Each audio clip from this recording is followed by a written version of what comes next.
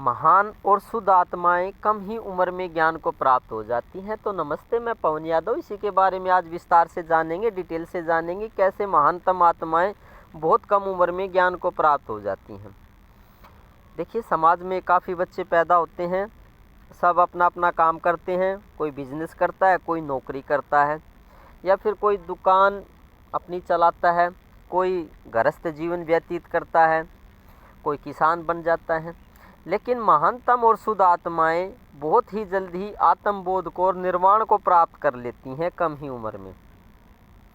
उसके पीछे बात क्या होती है, उसके पीछे कारण क्या होता है? पिछले जन्म की प्रभाव से, पिछले जन्म की शुद्धता के प्रभाव से, पिछले जन्म के अभ्यास के प्रभाव से, पिछले जन्म के संस्कारों के प्रभाव से वो इस जन्म में कम ही उम्र में उसमें विवेक जागृत हो जाता है, उसके अंदर शुद्ध बुद्धि जागृत हो जाती है, उसके अंदर जो सही विचार हैं वो जागृत हो जाते हैं। उसके अंदर कम ही उम्र में ये पता लग जाता है कि हमें किस रास्ते पे चलना है। शुद्ध आत्माएं, महानतम आत्माएं कम ही उम्र में अपने रास्ते को पकड़ लेती हैं, अपना मार्ग चुन लेती हैं। ये विवेक उसी में आता है जिसने पिछले जन्मों में कई जन्मों से उस परम सत्ता को पाने के लिए कोशिश की है, उस भगवत्ता को पाने के लिए जिसने पिछले जन्मों में कोशिश की है, और जिसका अंतःकरण शुद्ध हो चुका है। जब शुद्धि होती है अंतःकरण की, तो सही रास्ते का चुनाव सही ही हो पाता है, गलत रास्ते का चुनाव नहीं हो पाता है। आपके सामने बहुत से बच्चे पैदा होते होंगे, लेकिन उनमें से कोई ही विवेकवान ही उस परम गति को पाने के लिए यत्नशील रहता है, कोशिश करता है। वो सिर्फ ऐसा हो पाता है, पिछले जन्मों के प्रभाव से हो पाता है। पिछले जन्मों में इतनी शुद्धि हो चुकी होती है, पिछले जन्मों में उसके चित्त में इतनी प्योरिटी आ चुकी होती है, और मालिक उसके इतने करीब आ चुके होते हैं, जिसे आप भगवान कहते हैं, परम सत्ता परमात्मा कहते हैं। वो उसके इतने करीब आ जाते हैं कि उसके प्रभाव से ऐसी आत्मा गलत रास्ता नहीं चुन पाती है। गलत रास्ता क्या हो सकता है? गलत रास्ता यही हो सकता है, दुनियादारी में जैसे बिजनेस करना, बहुत बड़ा बिजनेसमैन बनने की कोशिश करना, ये गलत रास्ता है। खाने कमाने के लिए 500, 400, 200, 400 रुपये कमाना बहुत अच्छी बात है, लेकिन बहुत बड़ा बिजनेसमैन बनना, बहुत बड़ी नौकरी की कोशिश करना, या समाज में बहुत बड़ा बनने की कोशिश करना, ये गलती रास्ता है। इन रास्तों का वो चुनाव नहीं कर पाती है। कारण ये होता है कि परमात्मा उसके बहुत करीब आ चुके होते हैं, या ऐसा कह लो वो परमात्मा के बहुत करीब जा चुकी होती है। पिछले जन्मों के अभ्यास से, पिछले जन्मों के प्रभाव से वो परमात्मा के बहुत ज़्यादा करीब आ जाती है, उसकी दूरी बहुत ज़्यादा कम हो जाती है। ऐसी शुद्ध चेतना, ऐसी शुद्ध आत्मा गलत रास्ते पे, जो कि संसार के रास्ता है, जो कि दुर्गति को ले जाने वाला है, उस रास्ते का वो चुनाव नहीं कर पाती है। क्योंकि परमात्मा के करीब आने से परमात्मा का प्रभाव बढ़ जाता है। उस परम सत्ता, उस भगवत्ता का प्रभाव ऐसी आत्मा के ऊपर ज़्यादा हो जाता है। उसके दिमाग के ऊपर, उसके दिमाग के अंदर परमात्मा की लगन ज़्यादा हो जाती है, क्योंकि परमात्मा पास में आ गए हैं। बिल्कुल ठीक बात है।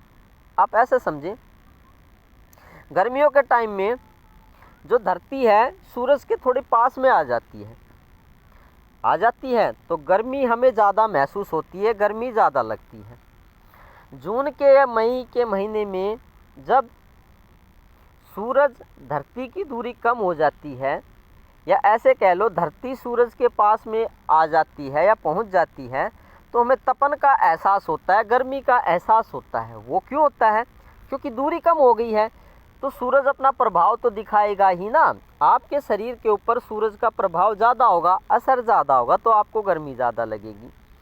पिछले जन्मों के अभ्यास से ऐसे ही परमात्मा और ऐसी चेतना ऐसे बच्चे के दिमाग के ऊपर परमात्मा का प्रभाव ज़्यादा हो जाता है, उसके चित्त के ऊपर परमात्मा का प्रभाव ज़्यादा हो जाता है। उस प्रभाव के कारण ही उसकी लगन बन नहीं पाती है संसार की तरफ, दुनियादारी की तरफ। उसकी ना तो बिजनेस, ज़्यादा बड़ा बिजनेस करने की इच्छा पैदा हो पाती है, ना ज़्यादा उसे बड़ा नेता बनने की इच्छा हो पाती है। उसकी लगन सिर्फ भगवत प्राप्ति के लिए ही हो पाती है। समाज चाहे कितनी ही कोशिश क्यों ना कर ले, परिवार चाहे कितनी ही कोशिश क्यों ना कर ले, उसकी लगन ज़्यादा दुनियादारी में, समाज में हो ही नहीं पाती है। ऐसी चेतना समाज में कम ही इंक्लूड रहती है। आपको ऐसी चेतना समाज में कम देखने को मिलेगी। वो समाज में आकर के, समाज में आना क्या होता है, ज़्यादातर शादियों में नहीं मिलेंगे ऐसे आदमी। ज़्यादातर दिमाग से, समाज से दूर रहने की कोशिश करेंगे और अपनी लगन के लिए ही कोशिश करेंगे, अपनी भगवत्ता को पाने के लिए ही कोशिश करेंगे, क्योंकि परमात्मा का जोर ज़्यादा है उसके चित्त पे और उसके दिमाग के ऊपर। परमात्मा का प्रभाव हद से ज़्यादा हो चुका है। पिछले कई जन्मों में उन्होंने उसको पाने के लिए कोशिश की, तो अब परमात्मा का प्रभाव तो ज़्यादा होगा ही।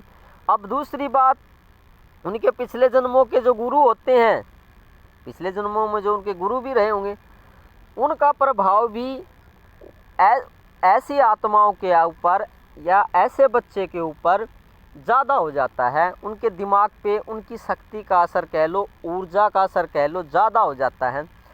तो परमात्मा का, पार ब्रह्म का और गुरु का ज़्यादा असर होने की वजह से दिमाग के ऊपर या चित्त के ऊपर वो संसारी दुनिया में कम जा पाती है, उनमें उसकी लगन कम बन पाती है। तो उनके दोस्त वगैरह भी कम ही होते हैं। तो इस तरीके से वो कम उम्र में उसको पाने के लिए कोशिश करेगी, उस भगवत्ता को पाने के लिए कोशिश करेगी। और उस भगवत्ता को पाने में पार ब्रह्म, जिसे आप भगवान कहते हैं, वो उनको आगे बढ़ाएंगे इस रास्ते पे। और जो गुरु होते हैं उनके पिछले जन्मों के, वो भी उनको आगे बढ़ाने की कोशिश करेंगे। और जब कम उम्र में कोशिश सभी की हो रही है, ऐसी चेतना की भी कोशिश हो रही है, पार ब्रह्म परमात्मा की भी कोशिश हो रही है और गुरु की भी कोशिश हो रही है, तो ऐसी आत्मा का बहुत कम उम्र में ज्ञान को प्राप्त होना सुनिश्चित हो जाता है, प्राप्त हो ही जाती है। तो यही वो विज्ञान है कि जो शुद्ध और महानतम आत्माएं होती हैं, वो कम ही उम्र में ज्ञान को प्राप्त हो जाती हैं, उस भगवत्ता को प्राप्त हो जाती हैं, निर्वाण को प्राप्त हो जाती है, या आत्मबोध को प्राप्त हो जाती है, या ऐसा कह सकते हैं उस ब्रह्म ज्ञान को प्राप्त हो जाती हैं। तो मैंने आज ये बताने की कोशिश की, क्या बताने की कोशिश की, कि कम उम्र में क्यों प्राप्त हो जाती हैं शुद्ध आत्माएं और महानतम आत्माएं ज्ञान को। तो वो मैंने बता दिया। 3 कारण हैं: पिछले जन्म के शुद्धि संस्कार, नंबर 2 परमात्मा की इच्छा होना, परमात्मा पार ब्रह्म की इच्छा होना कि ये ज्ञान को प्राप्त हो जाए ये आत्मा, यह बच्चा, नंबर 3 पिछले जन्मों में जो गुरु रह चुके हैं उनका असर होना, उनकी शक्ति का असर होना, या उनका ध्यान रखना है ऐसे बच्चे का। तो ये तीनों कारण मैंने बता दिए हैं। तो धन्यवाद, आपकी उस परम सत्ता को मेरा प्रणाम है। आप थोड़ी शुद्धि कीजिए और ज्ञान को प्राप्त करने के लिए कोशिश कीजिए। Thank you very much. Video काफ़ी लंबा हो गया है, फिर कल फिर बात करेंगे किसी शुद्ध विचार पे, किसी शुद्ध टॉपिक पे। धन्यवाद आज के लिए।